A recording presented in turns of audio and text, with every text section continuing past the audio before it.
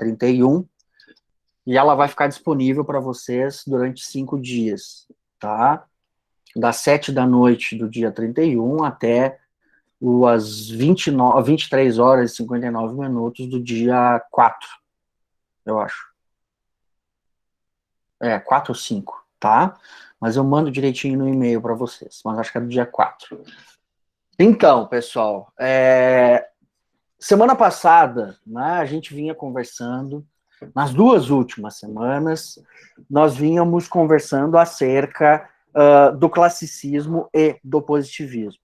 E, basicamente, a nossa prova vai ser, né, aquela conversa introdutória sobre a criminologia enquanto campo científico, né, enquanto campo do saber, e essas 3 aulas, o classicismo, o positivismo e o surgimento da polícia e o surgimento das instituições policiais,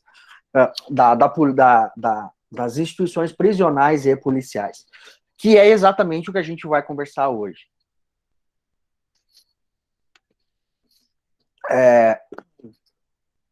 Então, a semana passada, né, a gente conversou sobre um determinado contexto de sociedade, né? Assim como também na outra semana nós conversamos sobre um outro contexto de sociedade, ou seja, tentando demonstrar para vocês a historicidade do surgimento das instituições e do campo da criminologia e a mudança da compreensão criminológica ao longo do tempo, de acordo com esse contexto socioeconômico, histórico, político e filosófico, né?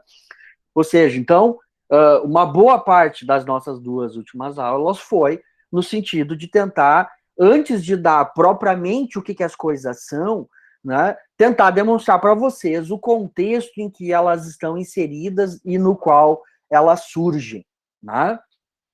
E aí havia ficado na primeira aula a prisão, que a gente não teve tempo de analisar, né, o surgimento das instituições prisionais e penitenciárias, e na aula passada acabou também ficando para trás o surgimento das instituições policiais, né, o nascimento da polícia, como a gente o conhece hoje.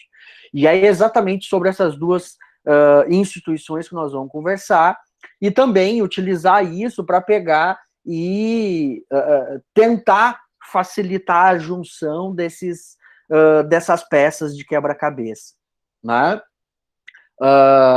E aí a gente começa pela instituição prisão, as instituições prisionais, o cárcere, né? Primeira coisa, eu acho, de tudo que a gente conversou, né, lá na penúltima aula do classicismo, né, e eu perguntava, né, para vocês, professor, a definição de crime e pena, como a gente a conhecia, não existia? Não. Existiam condutas lesivas, danos, violência, né, atos indesejados que produzem efeitos, né, desagradáveis, danosos, sofrimento e etc. Isso sempre existiu. Agora, o específico tratamento desses atos como crime, isso vai ser inaugurado com o surgimento do direito penal moderno, né? Ou seja, a ideia de crime, criminoso, e atribuir uma responsabilidade, né, que, em geral, a responsabilidade é paga com uma pena, né, ela vai ser inaugurada a partir da lógica do surgimento da criminologia e do direito penal moderno, tá? Professor, prisão, o cárcere, a instituição prisional e penitenciária, não existiu sempre, né? Sempre esteve conosco? Também não. Né? As instituições prisionais e penitenciárias, elas são filhas do nosso modelo de sociedade. Né? Elas são resultado do nosso modelo de sociedade. Tá, professor, mas a gente vê em filme, a gente lê nos livros de literatura, né, nas séries, né, no século XII, no século XIII, no século V, né, as pessoas, né, presas confinadas em masmorras, né, em diversas formas de aprisionamento. Isso não era uma prisão? Não.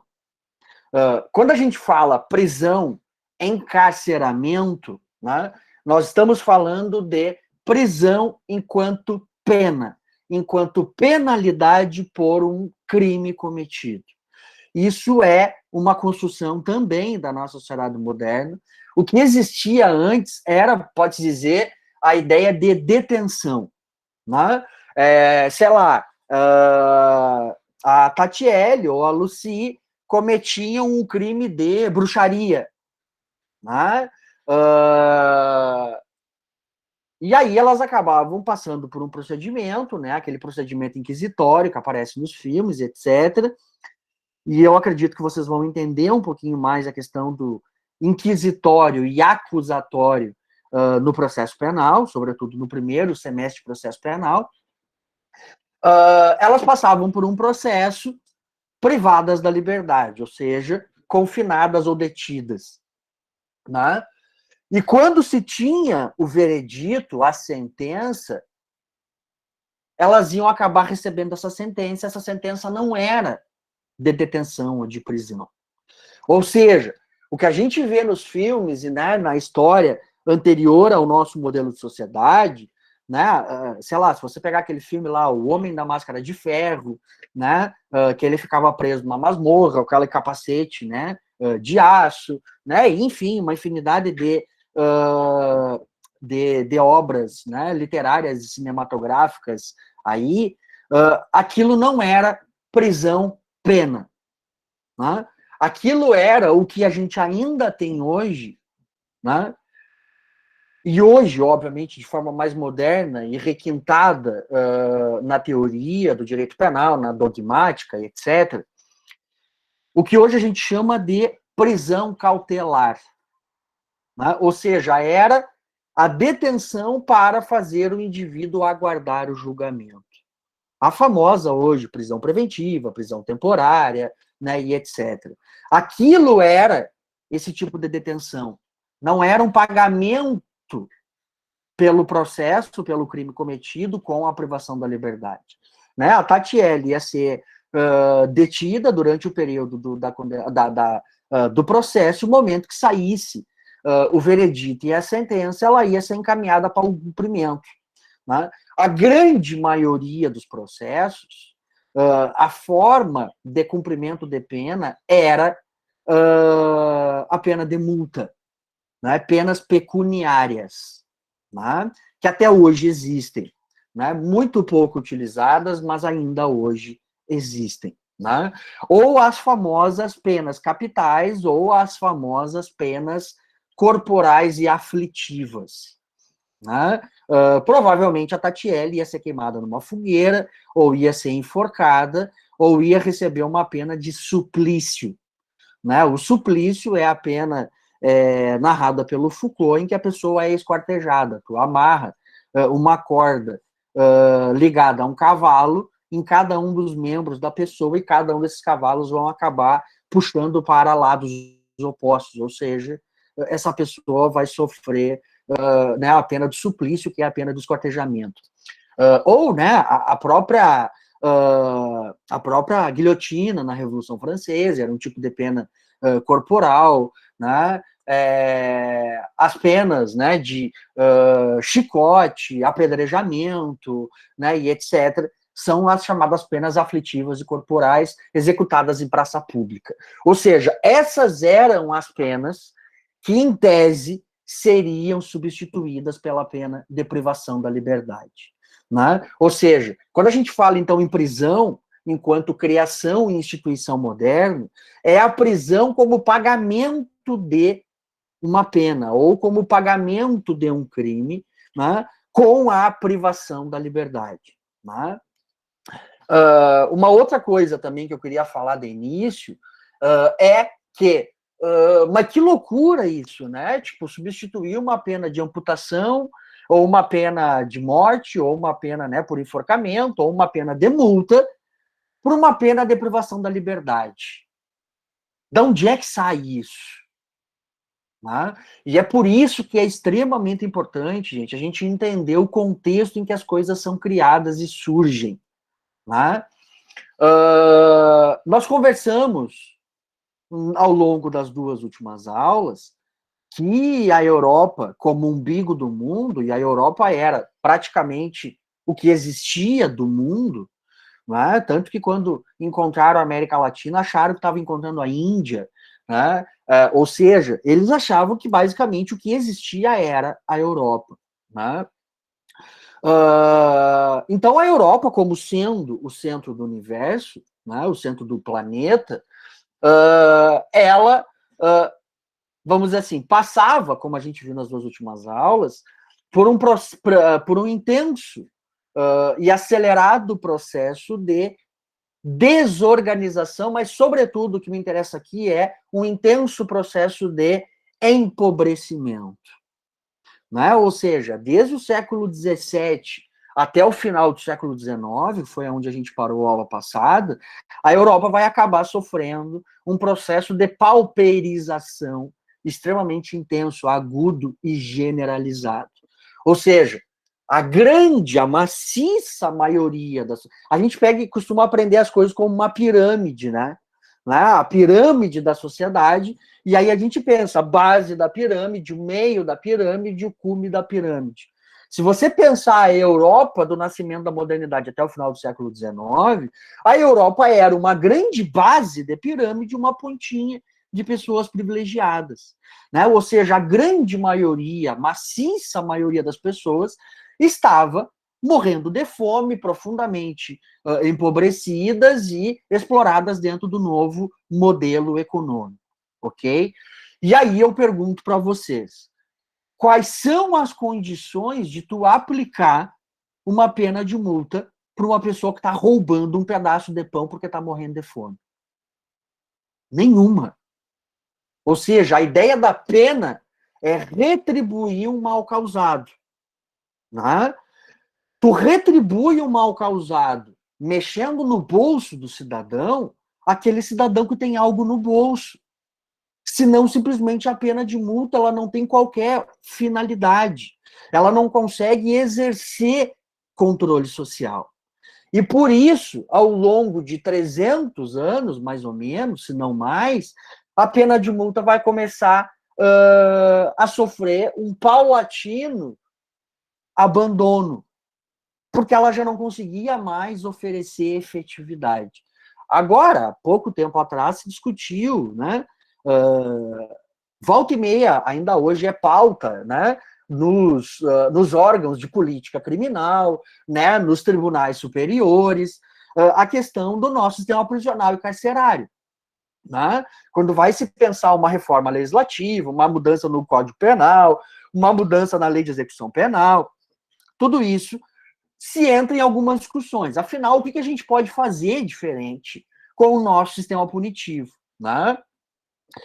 E há pouco tempo atrás se entrou numa discussão em nível da STF de, olha, talvez uma solução fosse, né, voltar a utilizar um pouco mais as penas de multa.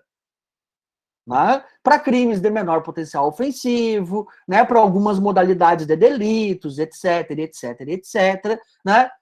Mas a grande interpretação do STF é a grande maioria das pessoas que sofrem uma persecução penal são absolutamente miseráveis. E como é que tu vai cobrar uma multa de uma pessoa acusada de tentativa de furto de um pedaço de carne de segunda no supermercado? Como é que tu vai aplicar uma pena de multa, né, numa pessoa que está vendendo 10 gramas de maconha, ou seja, ele está lá no último degrau da carreira do tráfico, né, e que, diferente do que vocês pensam, ele não é aquele traficante rico que mora numa mansão e é coberto de cordão de ouro, né? Ou seja, não tem como aplicar uma multa sobre pessoas que não têm um puto no bolso, né? Como dizem aqui, não tem um pau para dar num gato.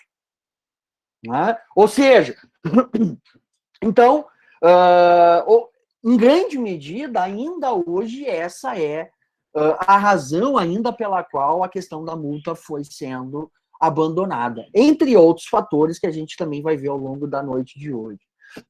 E um outro fator também, tá, mas então por que, beleza, se abandonou a pena de multa,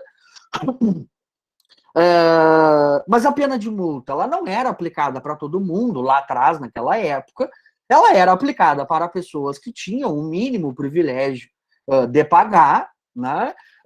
Quando para as pessoas que não tinham privilégio de pagar, já lá atrás não tinham um pau para dar num gato, elas acabavam sofrendo as chamadas penas corporais, as penas aflitivas, né?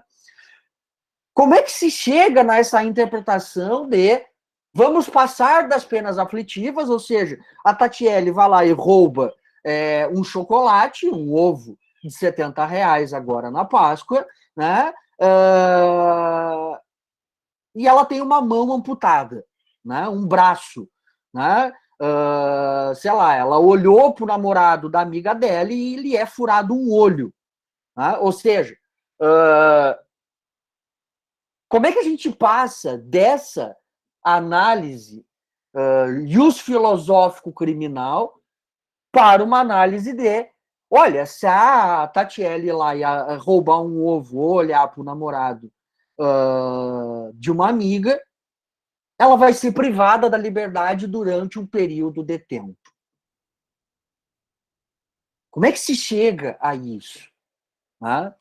E aí é uma questão que eu acho extremamente interessante da nossa história moderna, que é o seguinte, né? Eu acho que eu já falei isso na outra aula, mas durante muito tempo, né, a Tatiele iria para a praça pública levar os sobrinhos, os primos mais novos, né, para assistir uma pessoa ser apedrejada. Inclusive, elas iam festejar isso de maneira extremamente, né, efusiva. Né? Aquilo era um espetáculo. Ver uma pessoa ter a cabeça arrancada ou morrer por enforcamento, né, e etc., era motivo de aglomeração. Né? Na época não tinha Covid e podia aglomerar. Né? Ou seja, como é que a gente passa disso para o fato de que hoje nós vamos encerrar as pessoas dentro de uma instituição penitenciária? Né? Ao longo dessa passagem de tempo, né, notem que, e foi todo o esforço da penúltima aula, de como mudou a forma da sociedade pensar e organizar-se a si mesma. Ou seja, uma das marcas da nossa sociedade moderna é nós somos racionais e humanistas. Né? Como é que uma sociedade humanista vai tolerar o fato de eu ir lá e marcar a Tatiele a ferro na testa?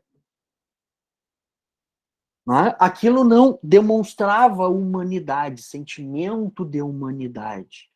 E aquilo vai começar a incomodar as pessoas. Vai começar a incomodar o sentimento, né? O sentido ou a sensibilidade à dor alheia. Né?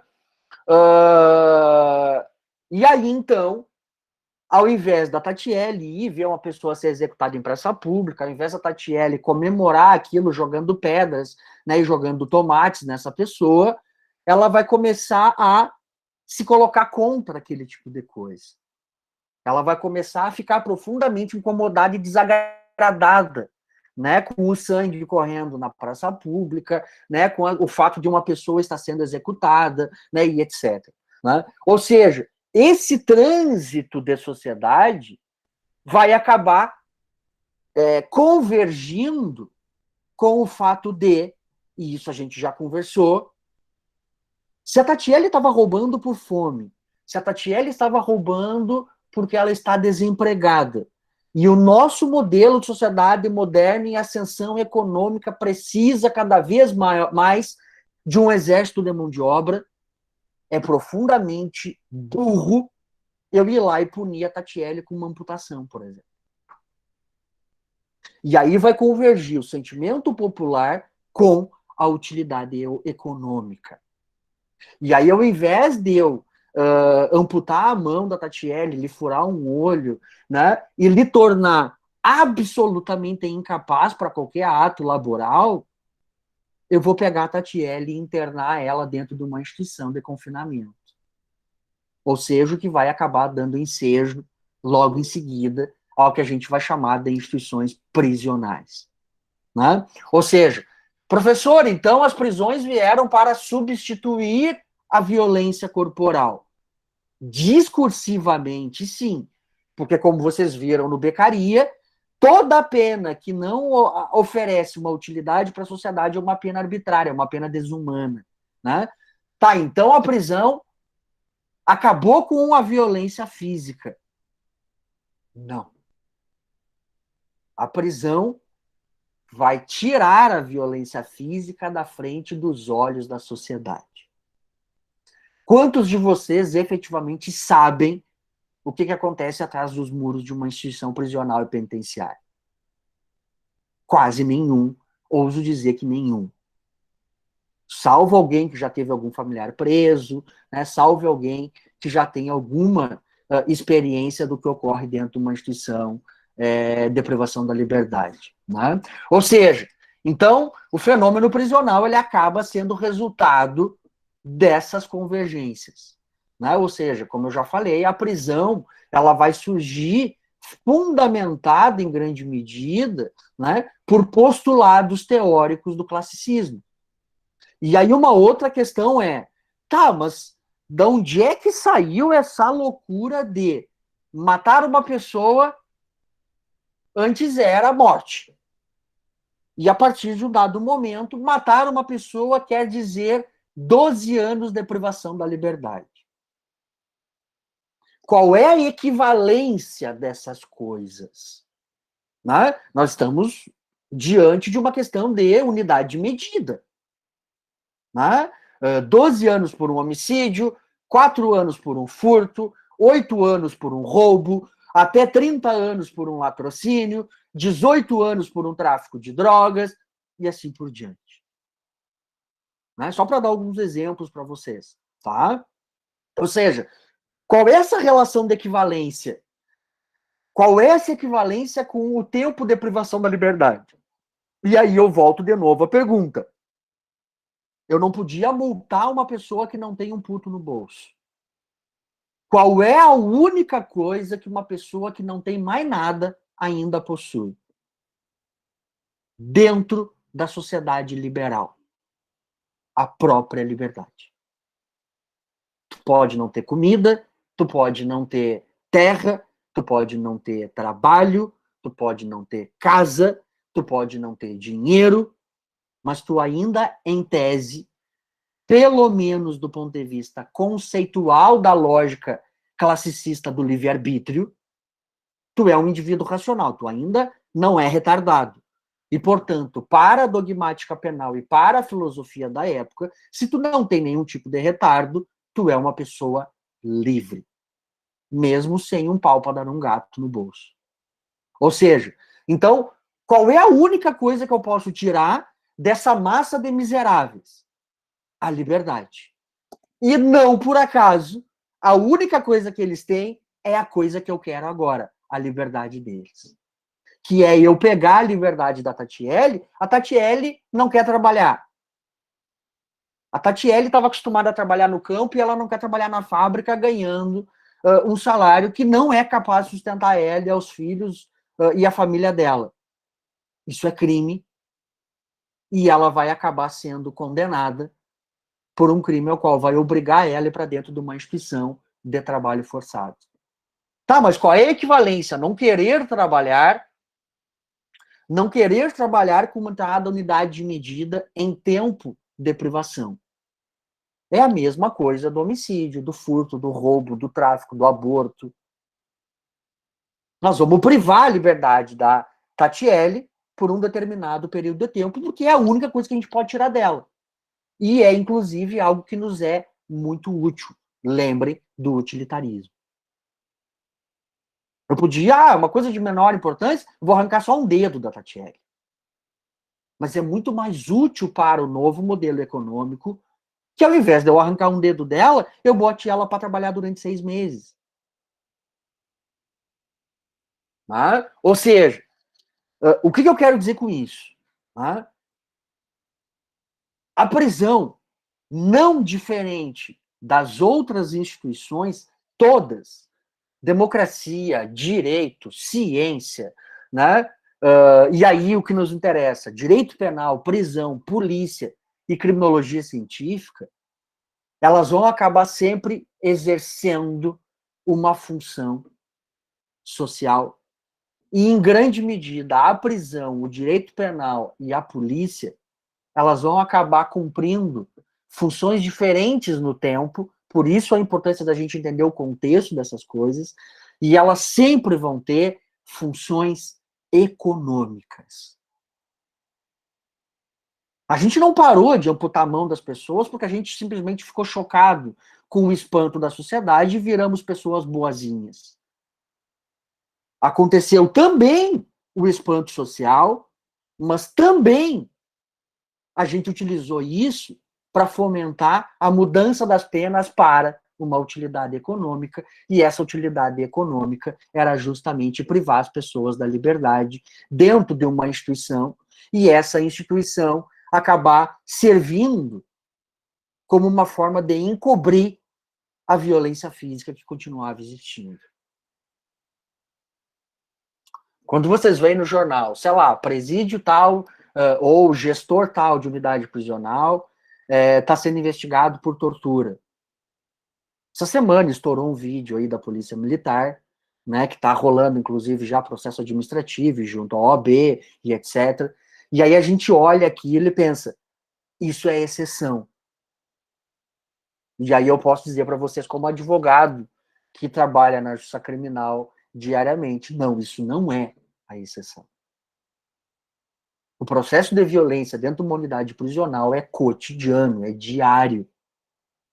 E aí eu vou dar um exemplo muito pontual para vocês, né? Atualmente a gente está vendo uma pandemia absolutamente insana, né? Só ontem morreram 3.200 pessoas. Para vocês saberem, um preso, quando ele é internado em um leito de hospital, ele tem que ficar o tempo inteiro com escolta, né? Com escolta de agente penitenciário, né? Isso, de maneira geral, ocorre, mas não com tanta frequência. Né? Alguém lá, sei lá, tem um agravamento, uma doença, beleza, vai ele para o hospital, mas os outros todos ficam na unidade. Agora, me diz como é que tu faz isso. Agora, me diz como é que tu faz isso. É uma exigência da lei de que o preso não vai ficar na mão do enfermeiro e do médico, ele tem que ter o tempo inteiro a presença dos agentes penitenciários ou da polícia, né? Guarnecendo o leito, a sala onde ele estiver, né? Como é que tu vai fazer isso quando 30% de uma unidade prisional deveria estar internada? Não vai internar, vai morrer dentro do presídio. Por quê? Não tem como fazer escolta, não tem leito no hospital, a polícia também está preocupada e ocupada com outras coisas, simplesmente vai se deixar morrer dentro do presídio, paciência. Tá, agora é por conta do coronavírus. Mas vocês sabem que dentro das unidades prisionais, até agora, e o final da nossa aula hoje é um vídeo de uma cela, um vídeo gravado em 360 graus dentro de uma cela de uma unidade prisional em São Paulo. O simples fato do sistema prisional estar do jeito que está, já é uma violência pela sua própria existência. E fora as coisas inerentes ao seu próprio funcionamento.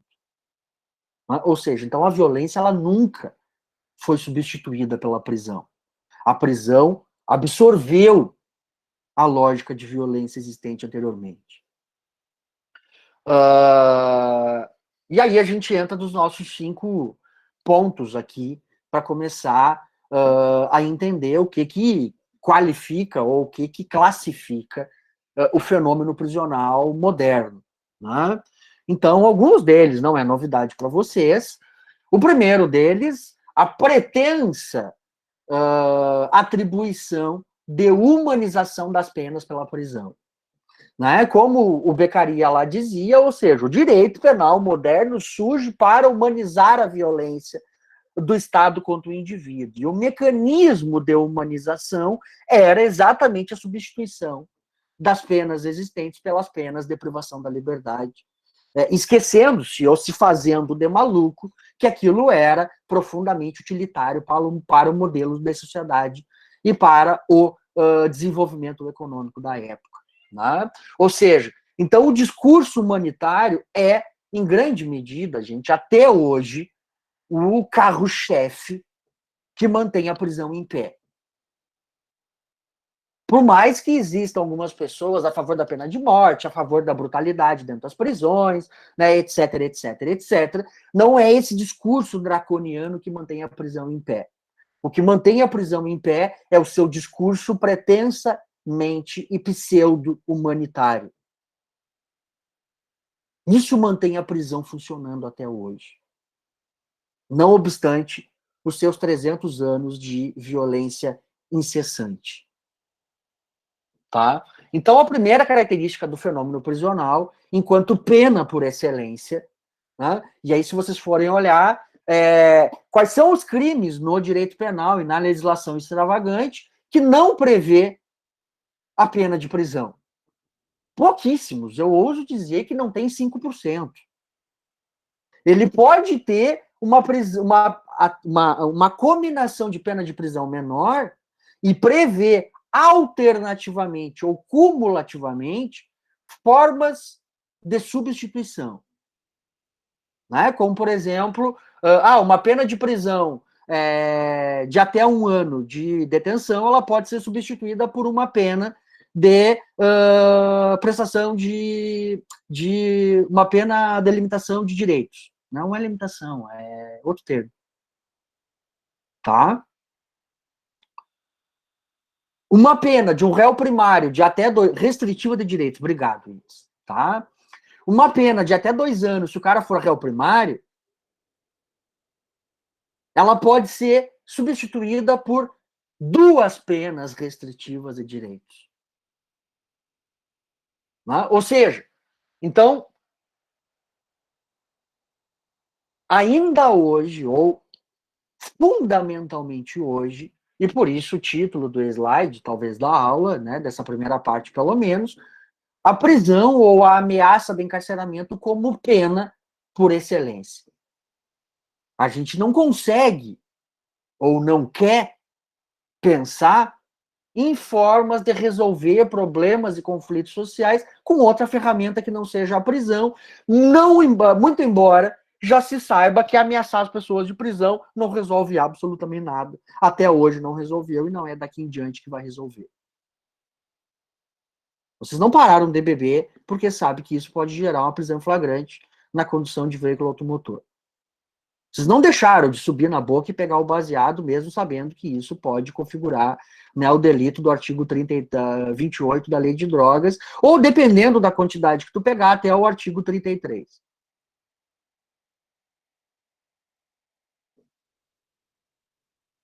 Ah, mas o cara que me vende é meu camarada, eu compro pelo WhatsApp. Pois saiba que a interpretação do TJ e do STJ e do STF é de que isso pode configurar não só tráfico, como associação para o tráfico.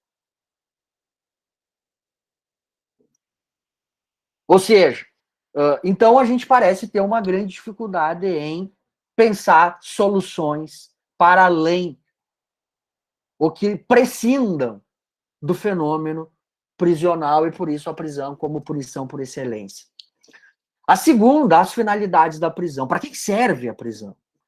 Junto com o discurso que se pretende verdadeiro de humanização, tá?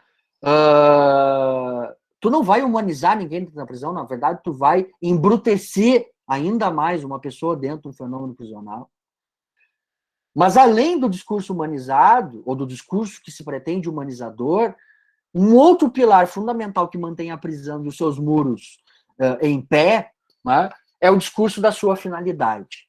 E aí lembram que, né, o nosso penúltimo slide, ou né, o último slide com uma discussão mais teórica, eu trouxe para vocês uma linha do tempo, né, para a gente pegar e talvez tentar colocar a ordem, né, nessas peças de quebra-cabeça, no sentido de a prisão foi criada pelo classicismo? Não. Ela vai vir logo em seguida do classicismo, mas ela já vai também abarcar coisas que estariam no positivismo. Então ela acaba sendo uma coisa meio híbrida, né? Resultado da confluência dessas duas interpretações teóricas dentro do campo criminal. E também, aqui para fazer o alerta, e a linha do tempo que eu trago ao final é também nesse sentido, de que o desenvolvimento e o percurso da criminologia ele não é um percurso linear, né? E aí talvez também para fazer a meia-culpa no sentido de, às vezes as aulas do professor são meio complexas porque ele vai e volta, e vai e volta, e é fulano, e é ciclano, e vai e volta, porque efetivamente o fenômeno de desenvolvimento das teorias, de criação das instituições, ele não é uma coisa pura e simplesmente de surge o classicismo cria a prisão, aí a prisão não funciona, se cria o positivismo, e o positivismo cria a polícia. Não, não é tão simples assim. Não é essa coisa linear. Né? Elas estão permanentemente se mútuo-influenciando. Tanto que a gente tem positivismo vigorando até hoje, como vocês viram na jurisprudência, como a gente tem classicismo vigorando até hoje, né? Ou seja, como a gente tem uma série de coisas, né, que se entrelaça. Tá? Quais são as finalidades da prisão? Pelo menos as ditas finalidades da prisão. A primeira finalidade da prisão é do classicismo, prevenir o delito. Ou seja, nós vamos criar a lei e ameaçar de prisão, acreditando que as pessoas, sabendo que aquilo gera prisão, não vai cometer. Mas a gente sabe que alguns vão cometer e esses a gente vai jogar dentro da instituição penitenciária. Para ensinar os outros de que, se vocês fizerem, vai acontecer o mesmo com vocês.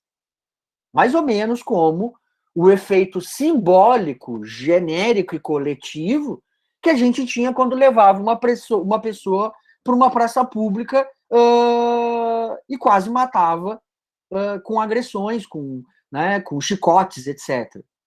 Aquilo era para transformar aquela pessoa num exemplo para os demais. Prender uma pessoa também tem esse efeito para o classicismo. Olá, filho, se tu fizer que nem o guri da esquina, olha onde tu vai parar. Essa é a finalidade da prisão para o classicismo. Tá? Ou seja, acreditar que a ameaça da prisão ou que a existência da prisão produziria a prevenção da conduta delituosa. Tá?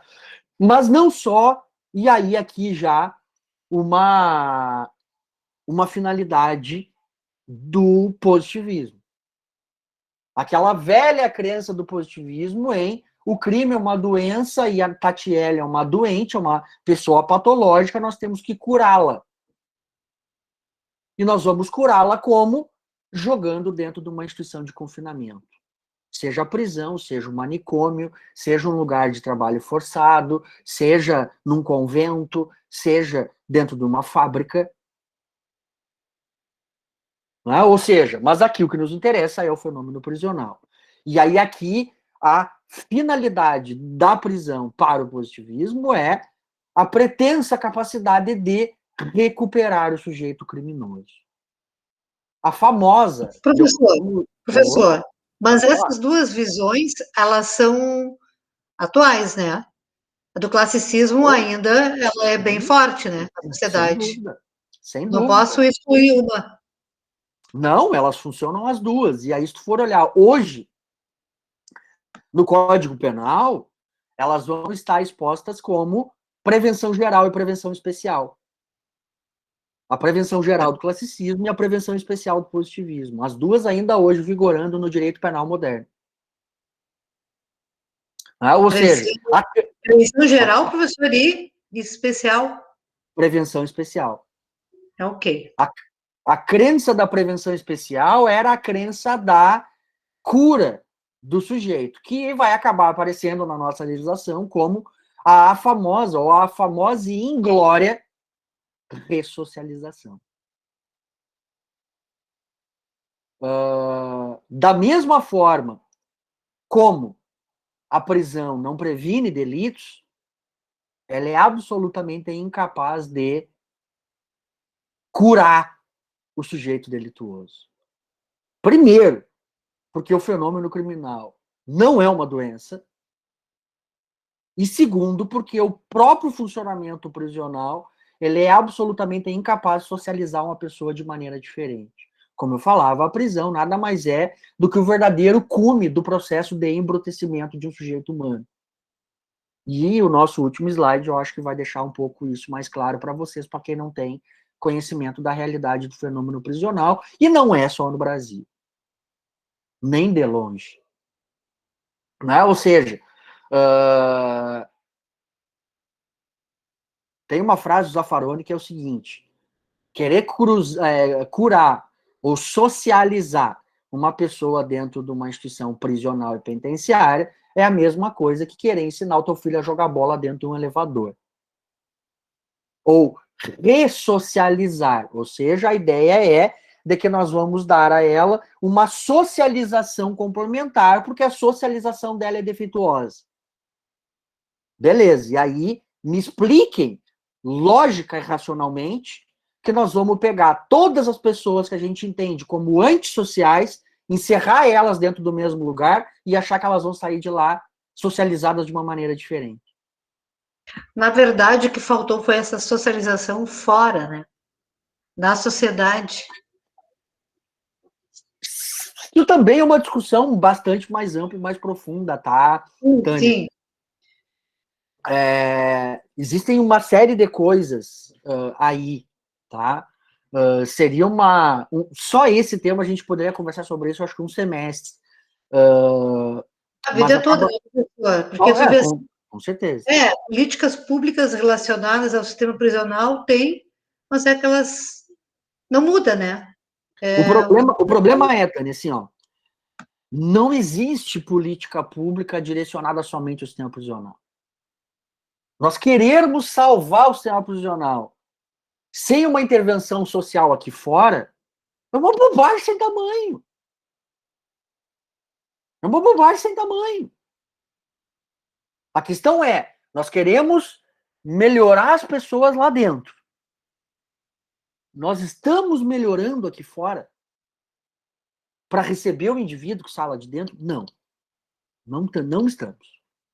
Ô, professor, o que me deixa triste, e assim, eu entendo perfeitamente o que tu estás falando, e aí a gente tem direito constitucional, tu vê os direitos fundamentais do ser humano, e tu vê que nada disso, na prática, não parece que não tem muito valor, né?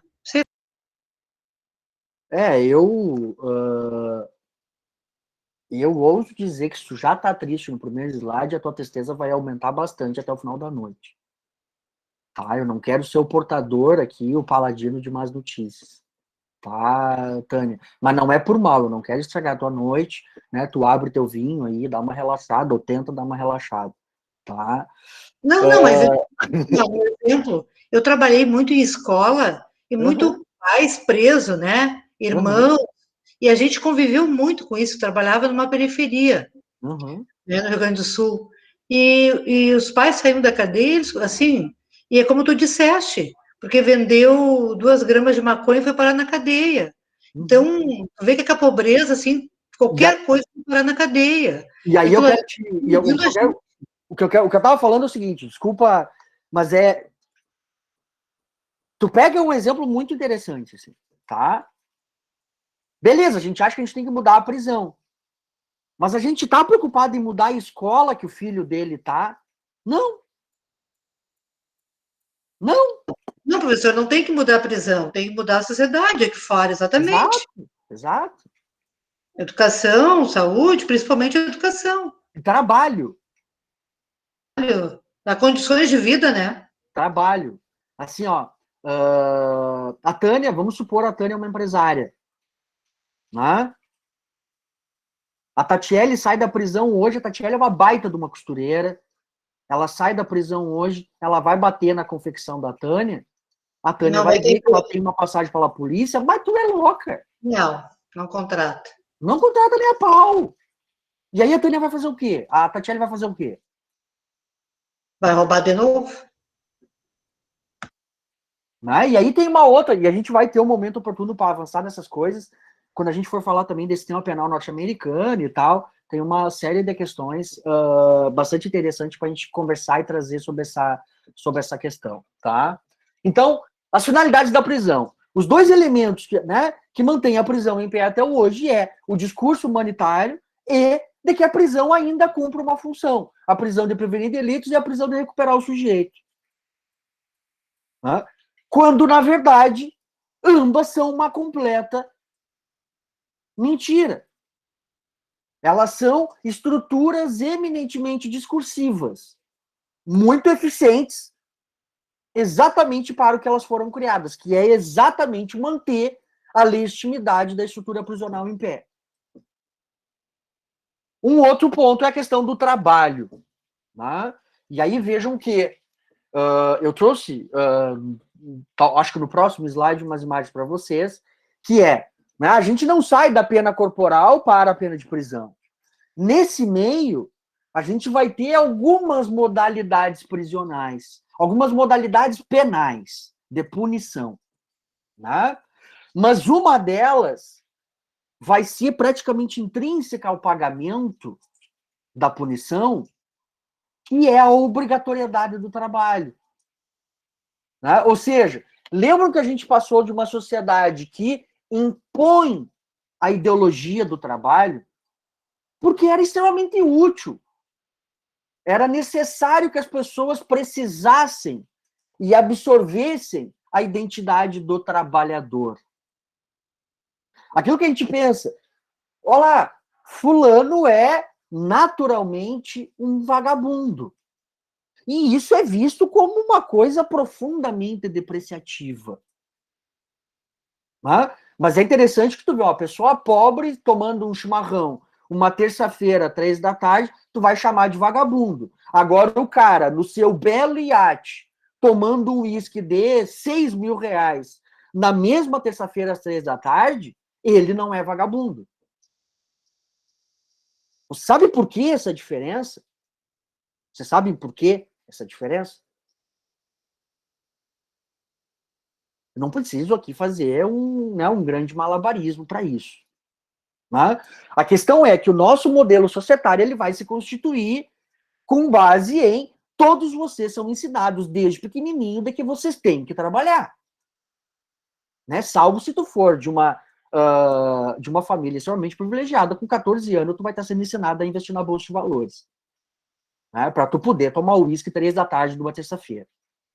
Né? Ou seja, mas caso contrário, teu pai vai, a tua mãe, a tua avó vai te ensinar ao longo da vida inteira, às vezes, inclusive, de uma maneira mais drástica ou não, né, de que tu tem que ser um sujeito laborioso. E isso é uma característica também da aplicação da pena e das penalidades. Não só da prisão. Porque, na verdade, a forma punitiva mais próxima da prisão, que antecede a prisão, são as chamadas workhouses, as casas de trabalho na Inglaterra. E, na mesma época, as chamadas spin houses, as casas de raspagem na Holanda. Né? Ou seja, no momento em que eu precisava de mão de obra, enquanto sistema social, a Tatiele não quer trabalhar. Vocês sabem quais foram as primeiras modalidades de crime previstas em lei? Vagabundagem e mendicância. Ser vagabundo era um crime apenado com privação da liberdade. E você sabe o que era ser vagabundo no século XVII, século XVIII? Tinha uma lei que dizia o seguinte: Tatiele, tu não pode negar trabalho independente das condições e salário que te ofereçam. Tatiele, tu não pode te reunir com as outras operárias semelhantes para exigir aumento de salário. Isso também é crime. Tatiele, tu não pode tentar te organizar enquanto classe, formar um sindicato. Isso também é crime. Isso só vai deixar de ser crime na segunda metade do século XIX. Vocês sabem qual foi a primeira conquista dos trabalhadores europeus? Na metade do século XIX, a primeira coisa que se conseguiu foi crianças não trabalharem 18 horas por dia e terem uma jornada de trabalho diminuída de 14 horas por dia ou 12. E a fábrica teria que ter uma escola dentro. Que é uma mentira da história econômica maravilhosa. Tu tinha uma fábrica um exército de criança de 5, 6, 8, 12 anos trabalhando. Só que aí a lei prevê, para te manter as crianças trabalhando, tu tem que ter uma salinha de aula. E das 12 horas, uma ele tem que passar estudando. Foi a primeira conquista dos trabalhadores na Inglaterra e da Europa de maneira geral. Até aí, se envolver com o sindicato, com a organização de trabalhadores, exigir salário, melhor condição dos meios de trabalho, ou simplesmente, não, eu não aceito isso, eu vou procurar um serviço melhor, era um crime. Crimes apenados como internação na workhouse. Beleza, tu não quer trabalhar por um salário que não te sustenta, tu vai trabalhar de graça, de maneira forçada. Era muito utilitário essa forma de penalidade. Era extremamente utilitário para aproveitar o máximo a massa de miseráveis que se tinha disponível. Ou seja, então o trabalho é um elemento absolutamente fundamental do fenômeno prisional. Professor, ainda hoje isso existe? Óbvio. Todo apenado recebe... Claro, a lógica de funcionamento mudou, a gente vai entender ainda hoje, mas todo apenado recebe prêmio por ser um traficante, ir para a prisão e virar um evangélico laborioso que trabalha que nem um condenado. Recebe um prêmio, diminuição de pena, né? Tu vai comer uma comida melhor, tu vai receber um tratamento diferenciado dos agentes penitenciários. Isso é uma forma de introjetar o espírito do trabalho na figura do indivíduo dentro de uma instituição prisional. Todos eles têm trabalho? Não. Não, porque simplesmente é absolutamente impossível de acordo com a população prisional no Brasil. Só por isso que não tem. Se tu perguntar para qualquer detento dentro de uma instituição prisional, ele vai dizer, eu quero trabalhar. Tá, mesmo sem salário? Mesmo sem salário, só pela remissão de pena. Só para ficar menos tempo dentro da cela. E isso, obviamente, que vai gerar um rico de um campo no momento atual, e a gente também vai conversar sobre isso. Tá? Isso hoje é um extenso campo de exploração, que é, inclusive, o objeto do meu livro novo. Estava conversando com o pessoal da editora hoje, está saindo. Está saindo e tem surpresa.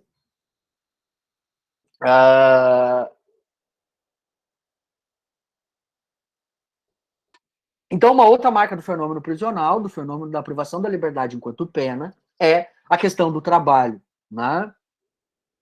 E a utilidade para a organização social. E aí, aqui, de novo, aqui de maneira absolutamente clara, a finalidade econômica que uma pena tem ao longo do tempo e nos diferentes contextos sócio-históricos e econômicos, né? A pena de multa perdeu a utilidade. A pena de amputação e a pena aflitiva corporal perdeu a sua utilidade. A gente não virou bonzinho da noite pro dia.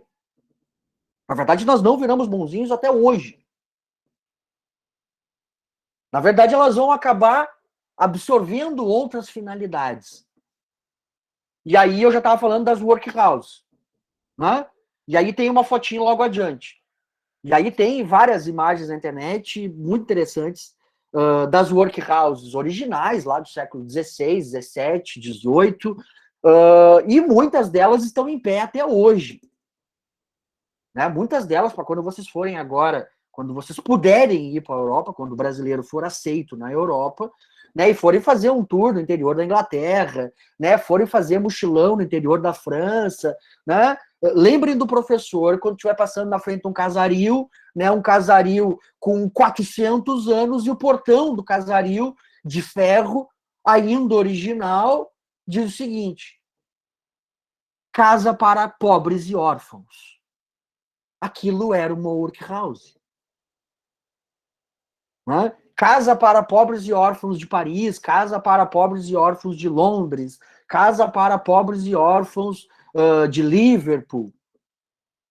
Isso eram as workhouses onde se internava crianças, mulheres e vagabundos pobres que não queriam ou não tinham serviço naquele modelo da sociedade para trabalharem nas tecelagens de trabalho forçado com trabalho gratuito. A economia política da época vai dizer que isso não era pena, isso era uma filantropia. Nós estávamos ensinando os pobres a trabalhar. É mais ou menos a pretensão profundamente arrogante que a prisão tem até hoje.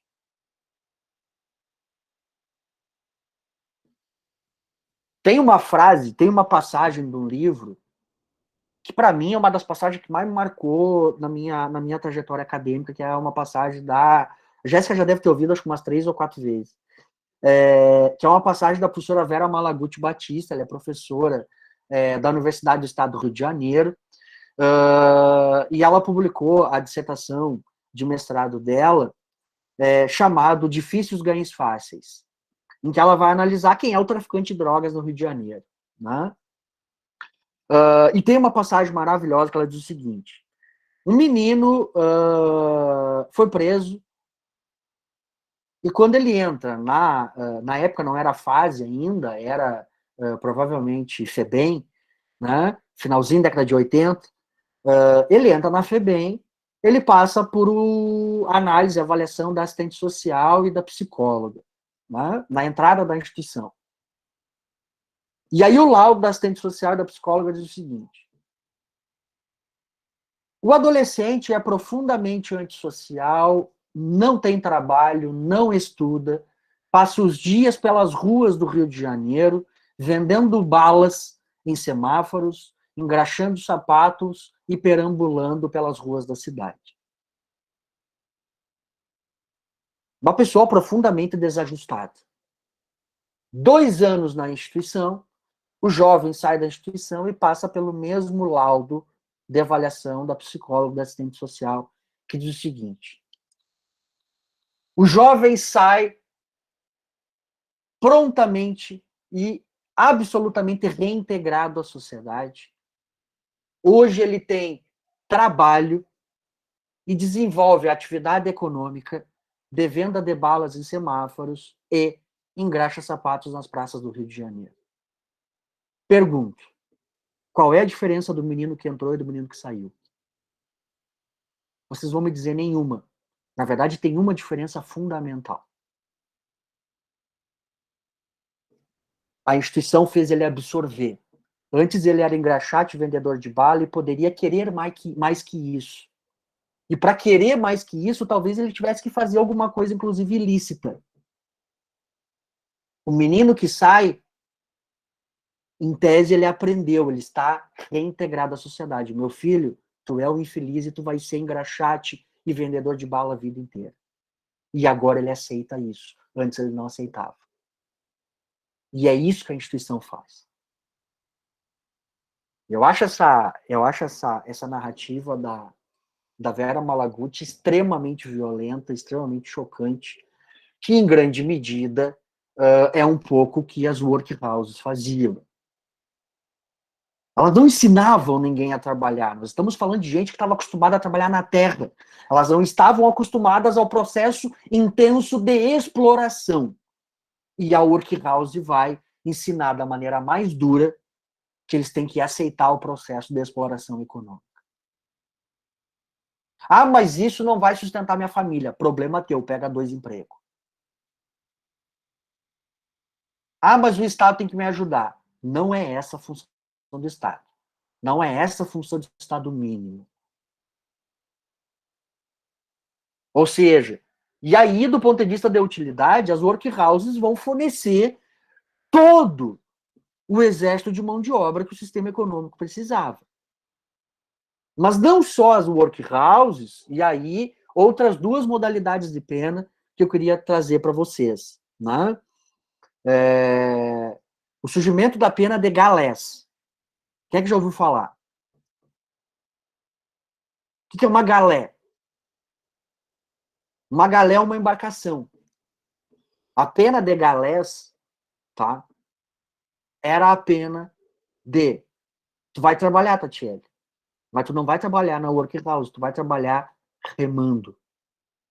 Ou vocês acham que os franceses vinham da França até Pernambuco com aquelas roupas cheias de frufru remando? quem vinha remando eram os condenados às penas de galés. Ou seja, a condenação é, tu vai remar o resto da tua vida. Né? Hoje a gente tem aquele jargão, né? Como é que tu tá? Bah, tô remando. Né? Como é que tá a tua vida? Tá, tamo aí, tamo remando. Né? É exatamente a pena de galés. Só que agora ela é uma coisa metafórica e lá ela era, né, real, concreta. Professor, Oi? essa York House, ela se assemelha a alguma, tipo, uma escravidão, uma prisão perpétua, ou tinha, tipo, 5 anos para ficar lá trabalhando? Sim, não, ela não era perpétua, tá? A associação à escravidão, cara, tu vai ter que comprar algumas brigas e vai dar para fazer. Tá. Sim, Não, eu me lembrei da escravidão no sentido, assim, por, de, tipo, por ficar ali conta da fazendo não, trabalho forçado, né? por conta da não remuneração do trabalho. Eu entendo que É, sim, eu entendo que sim, tá? Mas isso, né? Agora não, ela não era perpétua, ela era por um tempo determinado. Tá? tá. Daí, tipo, ficava o dia inteiro trabalhando na casa, daí de noite ia embora, era mais ou Não, menos não, assim? não. Era um internamento, sei lá, tu ia ficar 6 anos lá para aprender a ser um Ah, alquimista. tá. Entendeu? Tu ia Tá. ficar um determinado tempo, tá? Tá.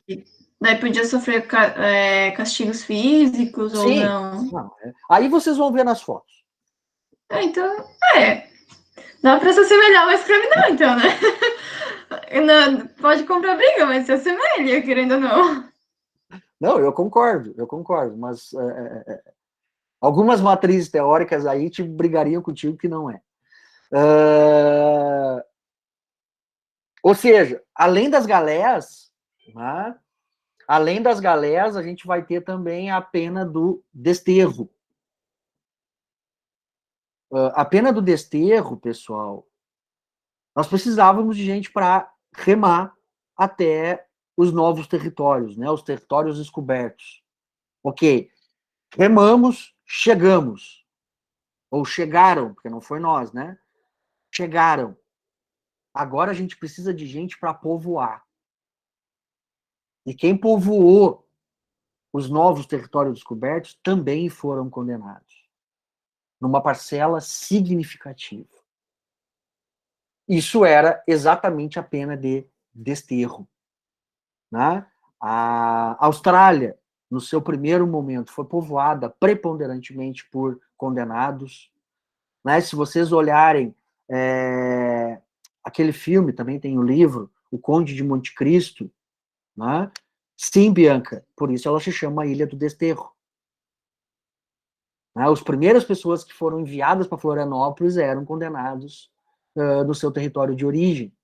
Tem uma tese de doutorado fantástica, que é uma tese de doutorado da Universidade Federal da Bahia, em que ela conta exatamente um pedaço da história da construção da Bahia, sobretudo de Salvador, que foi um dos primeiros lugares do Brasil, né?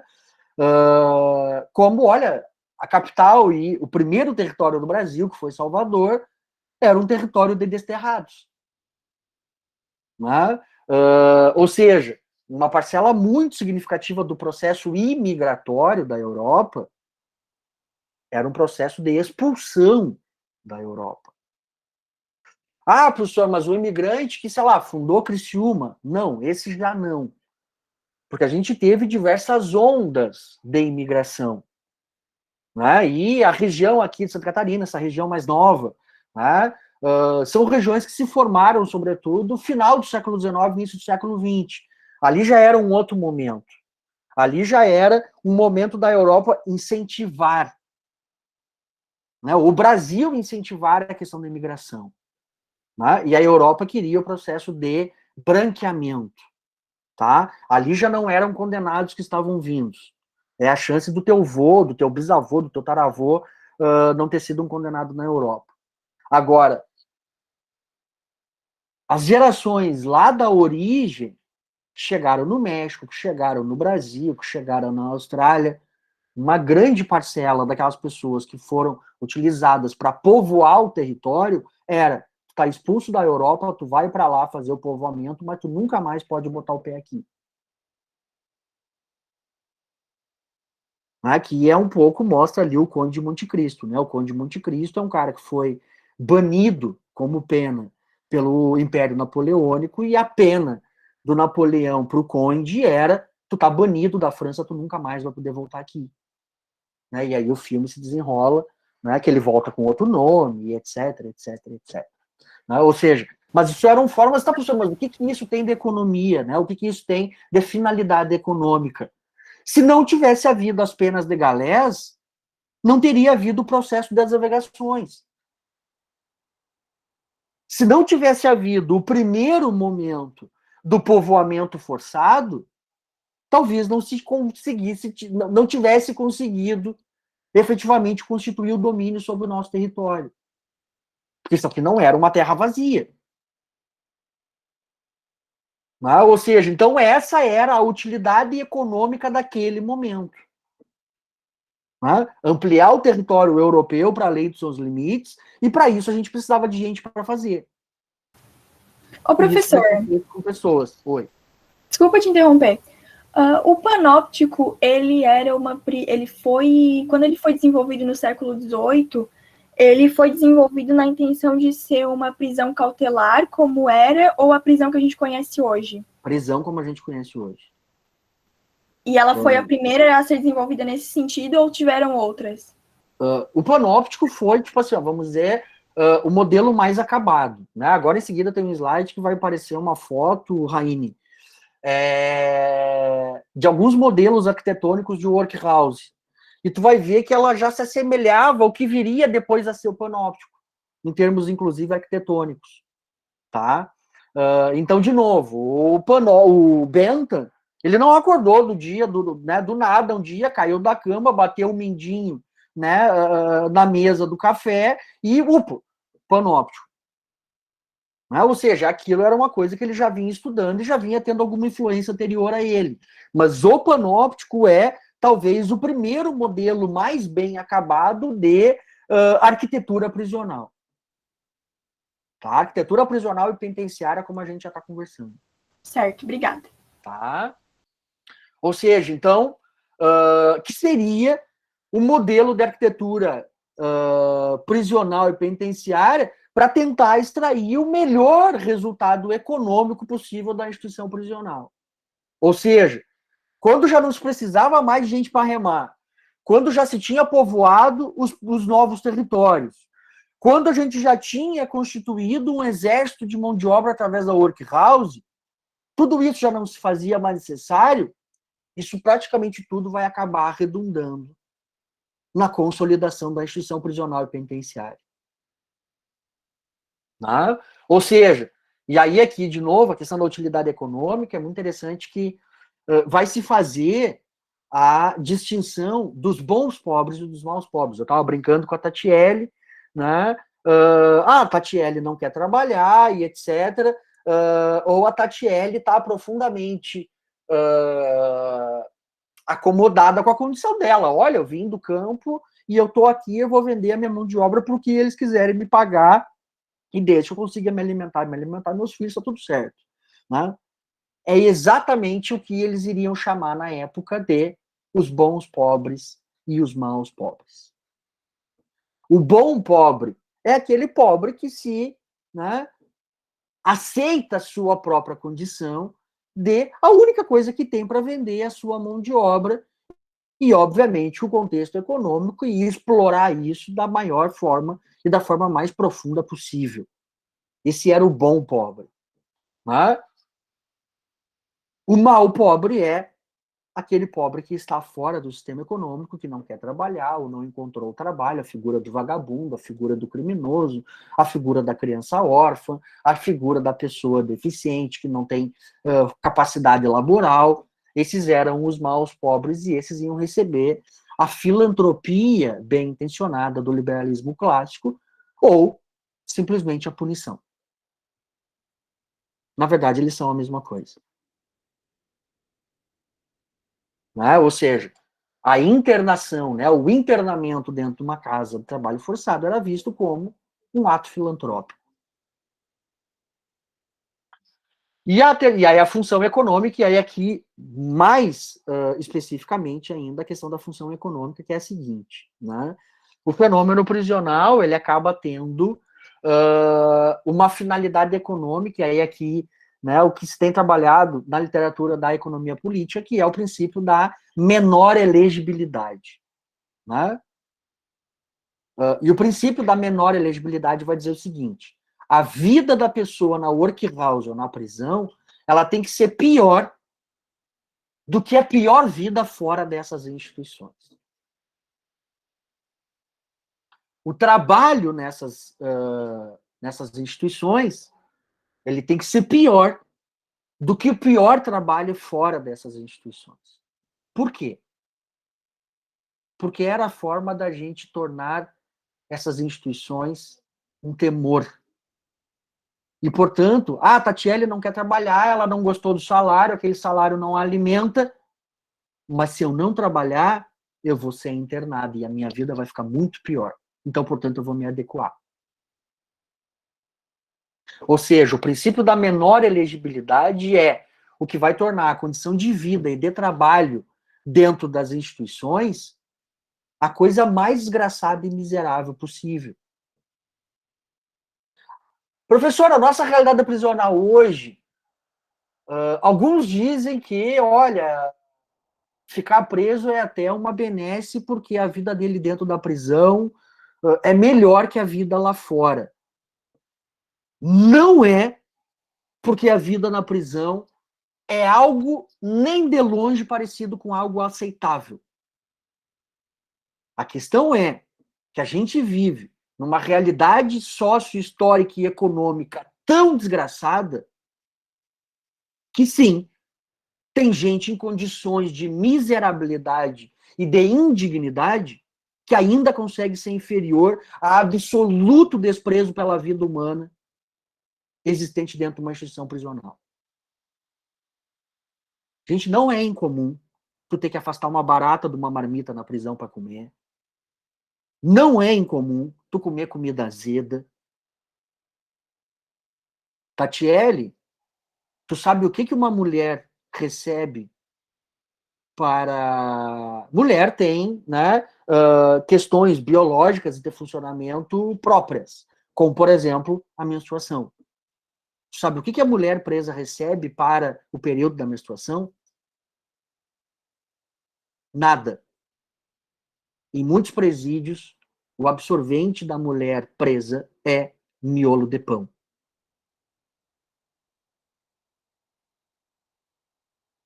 E tenho certeza que muita mulher aqui fora, na periferia, na favela, nos bairros, em alguns bairros aqui em Criciúma, também não consegue comprar o absorvente. Assim como também não consegue ter a marmita do dia, assim como não consegue ter o cobertor no inverno, que é frio. Ou seja, então, o princípio da menor elegibilidade. E aí, para a gente avançar, deixa eu ver o que tem adiante. Tá. Para nós avançar, além dessa função econômica, que era forçar pelo temor as pessoas a se adequarem ao modelo econômico, né? A outra era de que a gente pensa que o fenômeno da violência, ele é proporcional, o fenômeno do encarceramento, da privação da liberdade, ele é proporcional ao fenômeno da violência. E a gente simplesmente não faz um acréscimo aí, ou na verdade uma correção profunda, porque na verdade a gente não tem duas categorias, violência e encarceramento. A gente tem violência, encarceramento e mercado de trabalho e condições socioeconômicas. São três variáveis a serem levadas em conta. E aí, de maneira geral, a gente pensa, aumenta a violência, aumenta proporcional e paralelamente o encarceramento. Me mostra uma curva estatística que comprove isso, e eu simplesmente rasgo meu diploma de doutorado. O livro do Nils Christie, que mostra estatísticas de 30 anos, de mais de 20 países do mundo ocidental, demonstra que o fenômeno do encarceramento é uma variável absolutamente independente do fenômeno da violência. Só para você ter uma ideia, tem um livro de um dos principais criminólogos brasileiros, que é o Saulo de Carvalho, em que ele vai fazer uma pesquisa de todos os dados disponíveis nas estatísticas brasileiras, desde a década de 80 até ali por volta de 2010, 2015, quando saiu o livro. Tá? Eu tenho ele aqui, deixa eu ver se eu acho, peraí.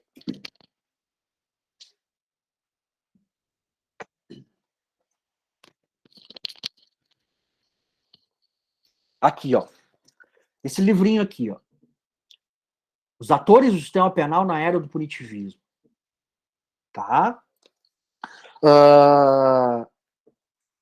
E aí aqui no meio, ele vai acabar desenvolvendo, então, essa demonstração numérica, estatística, que lá no final nós vamos ter uma aula só sobre estatísticas criminais. O que ele vai demonstrar aqui? Desde 89, quando se inaugura a nova Constituição, né, até 2010, 2015, não existe um crescimento absurdo do fenômeno criminal. Existe uma eventual flutuação de alguns tipos deletivos, aumento, depois de novo declínio, ou seja, não existe um aumento do fenômeno delitivo de maneira vertiginosa. Gente, só nos últimos 15 anos, 2002, 2003 a 2018, 2020, a população prisional no Brasil mais do que triplicou. O fenômeno da violência não aumentou mais do que 300% em 20 anos. Ou seja, seria uma coisa minimamente lógica a pensar. Se em 20 anos o encarceramento aumenta 350%, 400%, se nós pensar o encarceramento feminino, especificamente, o encarceramento feminino aumentou algo ao redor de 600%. Você tem noção do que é isso?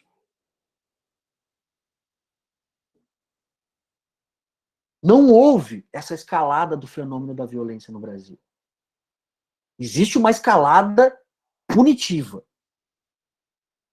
E aí o princípio da menor elegibilidade vai dizer o seguinte, que além de as condições de vida de internamento e aprisionamento terem que ser piores do que a vida da pior pessoa lá fora, ele vai dizer o seguinte também, o fenômeno prisional ele serve como uma forma de gerenciamento de risco e crise econômica.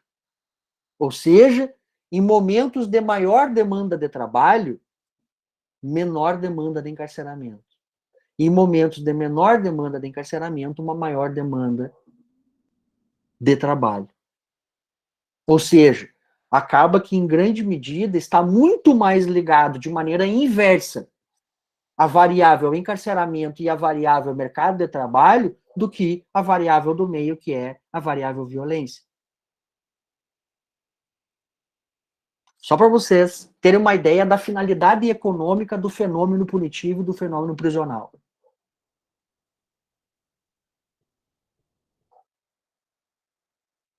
E aí a gente avança aqui, basicamente para ilustrar para vocês, tá? Eu não queria deixar sem passar. Isso aqui, uma workhouse feminina, né? Mulheres trabalhando na tecelagem de tecido na Inglaterra. E aí eu falei, né? Na Inglaterra tinham as workhouses, que de maneira geral era fiação de tecido, né? Que era o principal produto produzido pela manufatura inglesa. E ao mesmo tempo, na mesma época, as spin houses na Holanda vão produzir tinta, né, substância de tingimento, para tingir esses tecidos. E é muito interessante tu pensar algumas coisas, tá? Por que casas de raspagem, spin houses? Porque era o método de extração do pigmento de tinta. Ele era extraído era uma grande serra que era manuseada por duas pessoas, uma pessoa de cada lado, um troço, né, uma ferramenta gigante, extremamente pesada, que ficava serrando um tronco. E a serragem, né, esse farelo do tronco, ia acabar gerando depois o pigmento, né, que ia gerar a tinta. Você sabe que tronco era esse? O famoso pau-brasil. Exatamente no momento em que a Holanda colonizou um pedacinho do Pernambuco, que era exatamente o território onde tinha pau-brasil, que hoje praticamente está extinto no Brasil. Né? Ou seja, se extraía o pau-brasil com escravos, exportava para a Holanda, né? Transportava para a Holanda, condenados transformavam ele em tinta para atingir os tecidos ingleses, que eram feitos por trabalhadores forçados, beneficiando, né, transformando em tecido o algodão extraído por escravos nos Estados Unidos. Vem como a punição e o processo de escravidão e trabalho forçado é profundamente econômico. Ou seja, e aí aqui então uma fotinho alusiva, representativa da tecelagem como workhouse na Inglaterra. Aqui uma workhouse como casa de órfãos, né, uma piazada, né, comendo um angu numa tigela. Aqui um portão, né, o portão da workhouse de Londres. E aqui, como eu falei, um desenho arquitetônico do que era uma workhouse. Pode ver, Tatiele, que ele já é... Não, foi a Raine que perguntou. Pode ver que ele já é algo quase próximo ao que seria logo em seguida o utilitarismo. Não, utilitarismo nada, o panóptico. Né? O panóptico já vai acabar ficando... Né, exatamente.